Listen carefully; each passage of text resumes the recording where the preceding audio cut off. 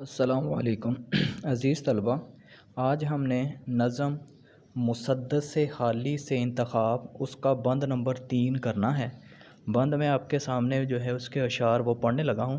ہوا غلغلہ نیکیوں کا بدعوں میں، پڑی کھلبلی کفر کی سرحدوں میں، ہوئی آتش افسردہ آتش گدوں میں، لگی خاک سی اڑنی سب معبودوں میں، ہوا کعبہ آباد سب گھر اجڑ کر، جمے ایک جا سارے دنگل بچھڑ کر۔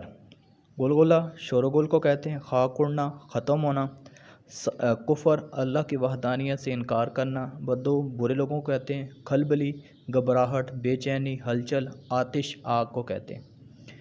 تشریح سنیں۔ اسلام کے زیر اثر برائی پر فخر کرنے والوں نے نیکو کاروں کی فہرست میں شامل ہو گئے۔ اس طرح کفر کی سرحدیں بری طرح ٹوٹنے اور بکھرنے لگیں۔ اسلام نے کفر کی بنیاد پر قائم کیسر و کسرہ کے محلات گرا دیے، آتش گدوں میں جلنے والی کفر و شرک کی آگ کو ہمیشہ کے لیے سرد کر دیا۔